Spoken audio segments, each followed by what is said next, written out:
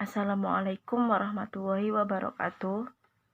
Perkenalkan, nama saya Dwi Nanda Aditya Lestari.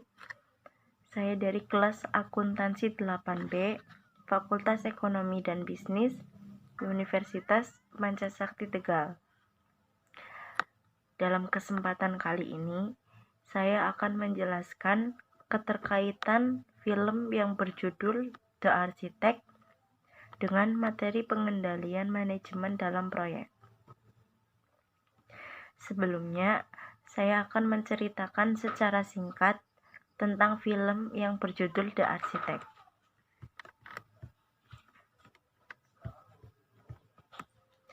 Berikut merupakan review film The Architect. Film yang berjudul The Architect ini diproduksi pada tahun 2016 yang disutradarai oleh Jonathan Parker. Film ini menceritakan seorang arsitek yang bernama Miles Moss yang suka berimajinasi untuk mimpi-mimpinya dengan menggambarkan struktur bangunan. Miles Moss telah dipercaya oleh kliennya yang bernama Drew yang telah berani membayarnya untuk sebuah karya atau kreativitas sebuah gambar struktur bangunan. Miles Moss merupakan seseorang yang berpenampilan elegan dan ia juga pandai merayu kliennya yang bernama Drew ini untuk menuruti atau mengikuti selera kreativitasnya.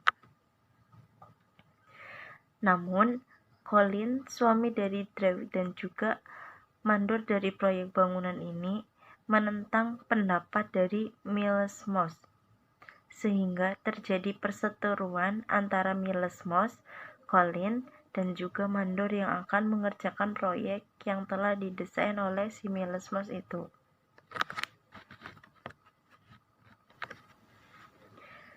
Mereka bertiga saling berdiskusi, namun selalu bersitegang hingga terjadi tarik ulur pendapat sang arsitek, klien, dan juga tukang yang akan mengerjakan proyek bangunan itu.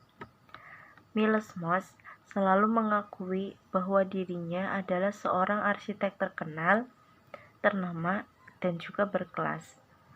Dan dengan bangganya, dia berulang kali mengatakan bahwa sebagai seorang arsitek, saya memiliki tugas untuk mengubah harapan dan mimpi menjadi sebuah kayu, kaca, baja, dan juga beton. Tetapi, jika mimpi itu tidak ada, hanya sedikit yang bisa saya lakukan.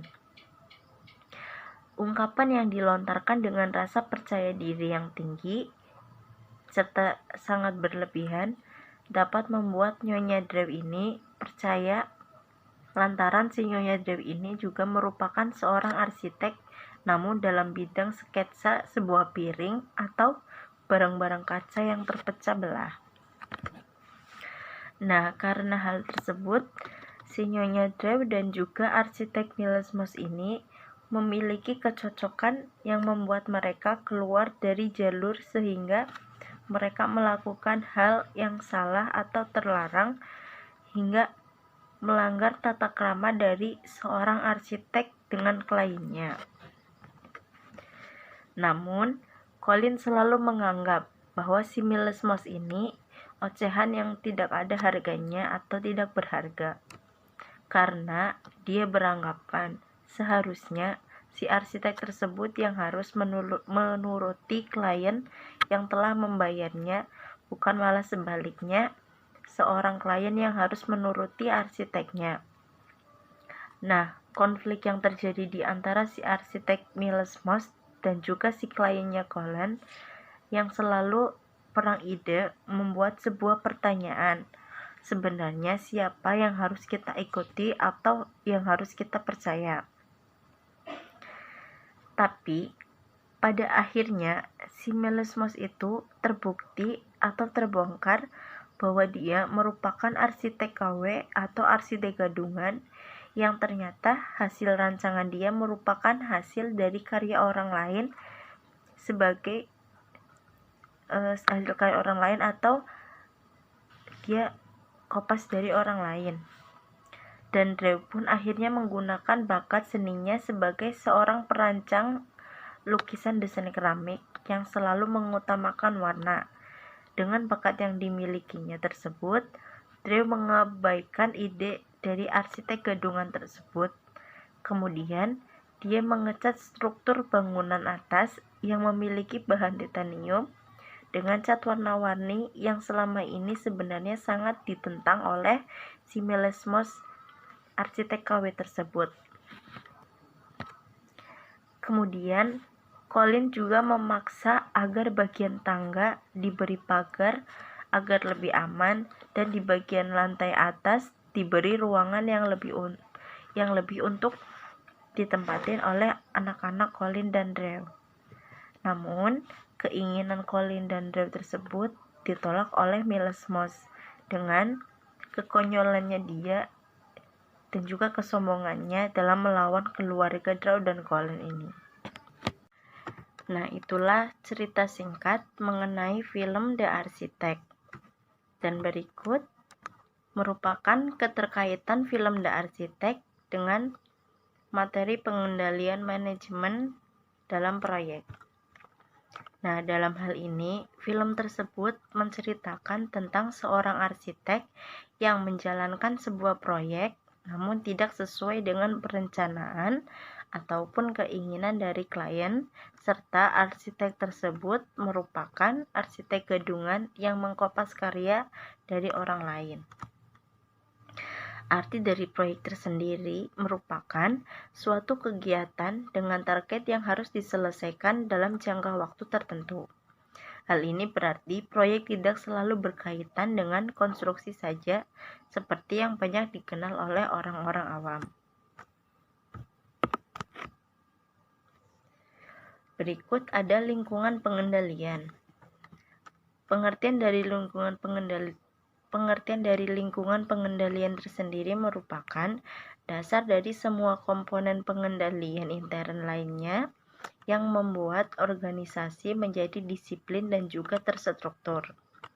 Nah, dalam film The Architect itu terdapat lingkungan pengendalian yang tidak disiplin dan juga tidak terstruktur, dikarenakan adanya kebohongan yang dilakukan oleh arsitek gedungan ataupun arsitek KW yang bernama Melesmos. Dia menyajikan sebuah karya yang bukan merupakan hasil dari karyanya sendiri, melainkan copy paste dari karya orang lain.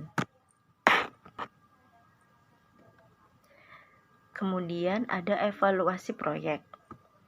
Evaluasi proyek merupakan analisis tentang apakah proyek investasi itu dapat berhasil atau tidak apabila dilaksanakan, atau studi untuk menaksir dan menganalisis manfaat-manfaat dan biaya-biaya dari suatu proyek. Terdapat dua evaluasi proyek, yaitu yang pertama ada evaluasi kinerja. Pengertian dari evaluasi kinerja adalah penelitian yang dilakukan secara sistematis untuk mengetahui hasil dari suatu pekerjaan. Dalam film The Architect tersebut, adanya keegoisan dari seorang arsitek yang mengedepankan keinginannya atau egonya tanpa menghiraukan keinginan dari kliennya. Dia hanya menggunakan imajinasinya sehingga membuat klien merasa kecewa. Dan pada dasarnya seharusnya seorang tenaga jasa harus mengedepankan keinginan dari klien agar tercipta suatu adanya kepuasan yang menjadi kunci utama dari suatu bidang jasa.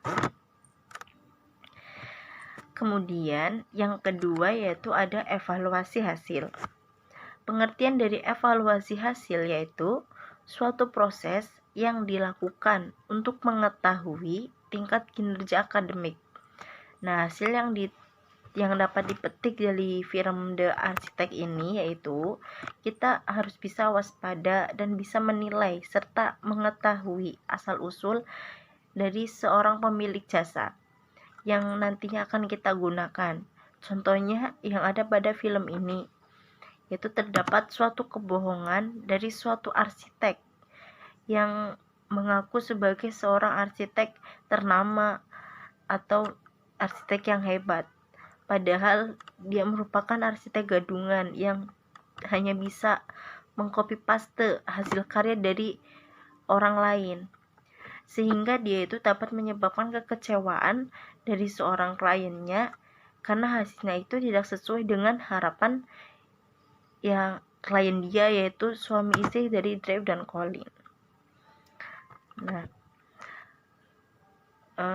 itulah penjelasan yang dapat saya sampaikan mengenai hubungan antara film The Architect dengan materi pengendalian manajemen dalam proyek. Kurang lebihnya, saya mohon maaf apabila banyak tutur kata dan kesalahan yang saya sampaikan.